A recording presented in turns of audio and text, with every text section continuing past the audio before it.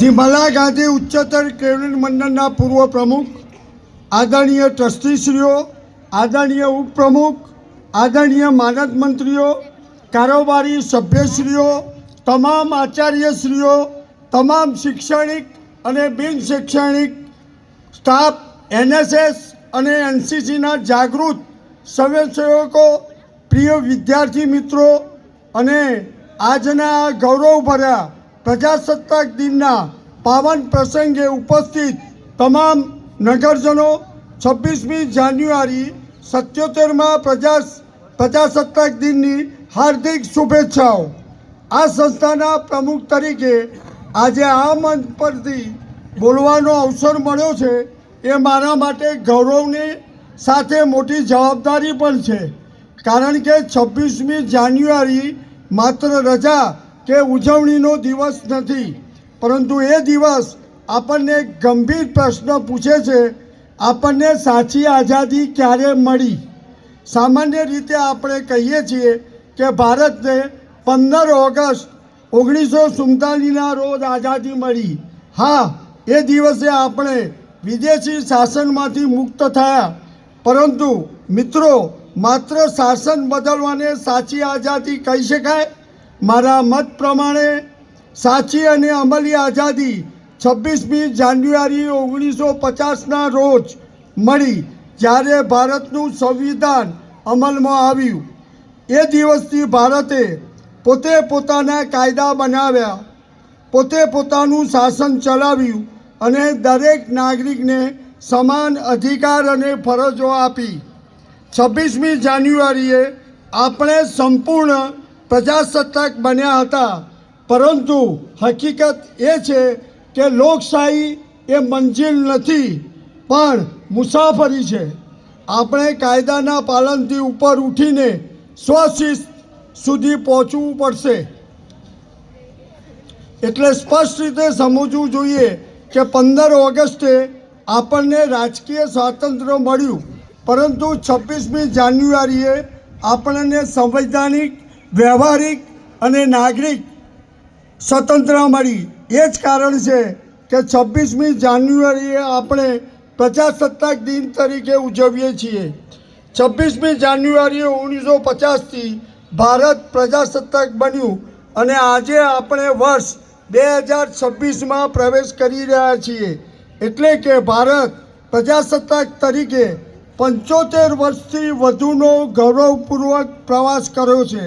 આ સમયગાળામાં ભારતે ગરીબી, અજ્ઞાનતા, વિભાજન, યુદ્ધો અને અનેક પડકારો જોયા છે, છતાં આપણું સંવિધાન અને લોકશાહી વ્યવસ્થા મજબૂત રહી। આ જ ભારતની સાચી શક્તિ છે। શિક્ષણ સંસ્થાઓની ભૂમિકા અહીં ખૂબ જ મહત્ત્વની બની જાય છે। અમારી આ સંસ્થા માત્ર અભ્યાસક્રમ પૂરું કરતી સંસ્થા નથી, પરંતુ સારા નાગરિક ઘડવાની જવાબદારી પણ નિભાવે છે।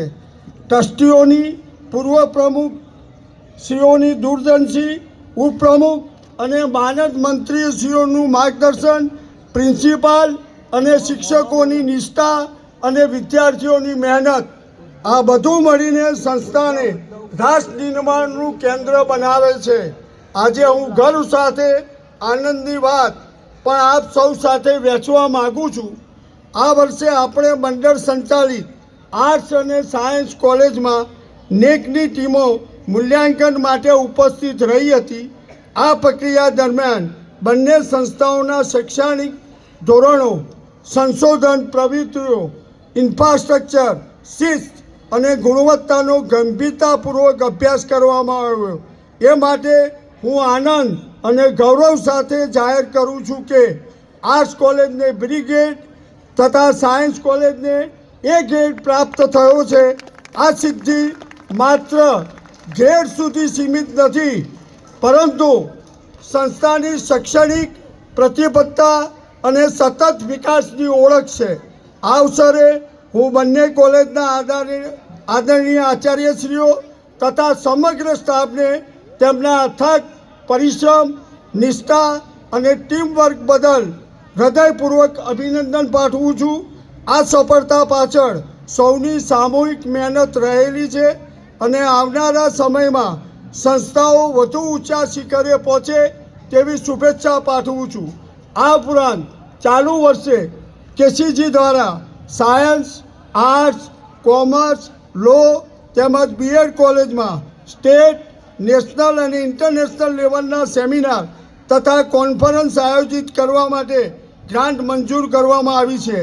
આ ગ્રાન્ટના માધ્યમથી વિવિધ કોલેજના વિદ્યાર્થીઓ તથા સ્ટાફ મિત્રો શૈક્ષણિક, સંશોધનાત્મક અને જ્ઞાનવર્ધક પ્રવૃત્તિનો વ્યાપક લાભ રહી રહ્યા છે, જે આપણા મંડળ માટે ગૌરવની વાત છે।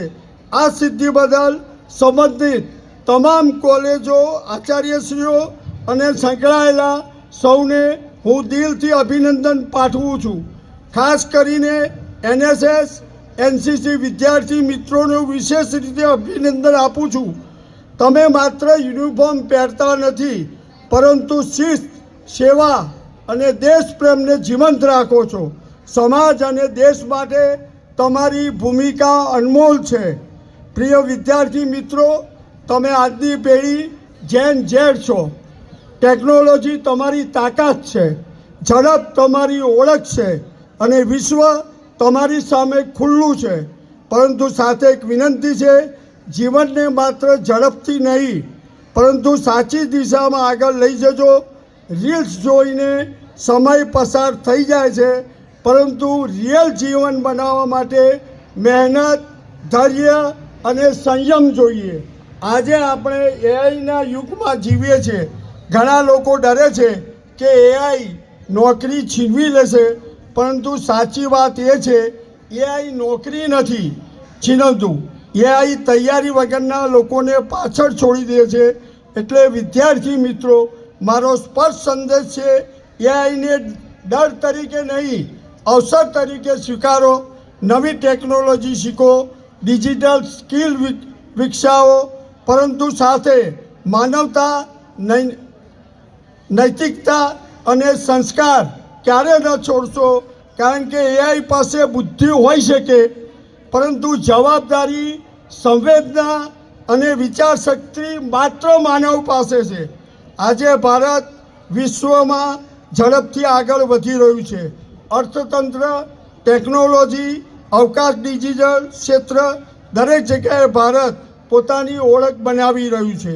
જ્યારે આપણે આજુબાજુ નજર કરીએ તો ઘણા દેશો રાજકીય અસ્થિરતા, આર્થિક સંકટ અને સંઘર્ષમાંથી પસાર થઈ રહ્યા છે। આવી પરિસ્થિતિમાં ભારત એક સ્થિર લોકશાહી દેશ તરીકે વિશ્વ સામે ઊભું છે। આપણા માટે ગૌરવની વાત છે। આવતીકાલનું ભારત ક્યાં જશે એ આજના વિદ્યાર્થીઓ નક્કી કરશે। તમે સંશોધક બનશો, ઉદ્યોગ સાહસિક બનશો, અધિકારી બનશો કે સમાજ સેવક, એ તમારી પસંદગી છે। પરંતુ એક જ શરત છે, જે કરો એ દેશને ધ્યાનમાં રાખીને કરો। દેશને માત્ર નોકરી શોધનારા નહીં, પરંતુ નવા અવસર ઊભા કરનાર યુવાનો જોઈએ છે। આ સાથે હું આનંદપૂર્વક ઉલ્લેખ કરું છું કે વર્ષ દરમિયાન તમામ હોદ્દેદારોનો સતત સહયોગ મળતો રહ્યો છે। પૂર્વ પ્રમુખશ્રી, ટ્રસ્ટીઓ, ઉપપ્રમુખશ્રી, માનદ મંત્રી તથા કારોબારી સભ્યો તથા અન્ય સંકળાયેલા સૌના માર્ગદર્શન અને સહકારના કારણે મંડળના વિકાસ કામો સુચારુ રીતે આગળ વધી રહ્યા છે। આ સહયોગના પરિણામ રૂપે લેન્ડસ્કેપિંગ ગાર્ડન ડેવલપમેન્ટ તેમજ નવા કોલેજ બિલ્ડિંગના કામ અત્યંત સારી ગતિ અને આયોજનબદ્ધ રીતે ચાલી રહ્યું છે। મને પૂર્ણ વિશ્વાસ છે કે આ તમામ વિકાસ કામો ખૂબ જ ટૂંકા સમયમાં પૂર્ણ થશે અને નવા કોલેજ બિલ્ડિંગનું લોકાર્પણ પણ આપણે સૌ સાથે ગૌરવપૂર્વક કરી શકીશું। આ વિકાસ યાત્રા આપણા મંડળની એકતા, આયોજન શક્તિ અને ભવિષ્ય પ્રતિબદ્ધતાનું ઉત્તમ ઉદાહરણ છે। આ પ્રજાસત્તાક દિને આ સંસ્થાના પ્રમુખ તરીકે હું આપ સૌ સાથે સંકલ્પ લઉં છું કે આપણે સંવિધાનના મૂલ્યો જીવંત રાખીશું, શિક્ષણને રાષ્ટ્ર સેવા સાથે જોડીશું અને આવતી પેઢીને સંસ્કારયુક્ત, સશક્ત અને જવાબદાર ભારત આપીશું।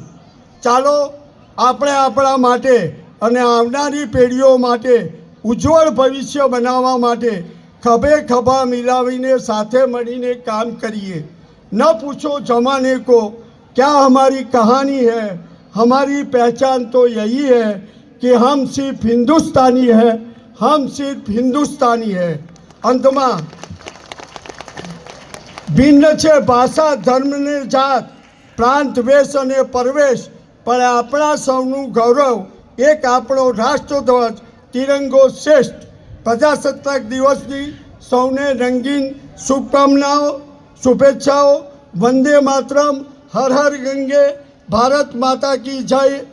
जय हिंद, जय जय गरवी गुजरात। आभार।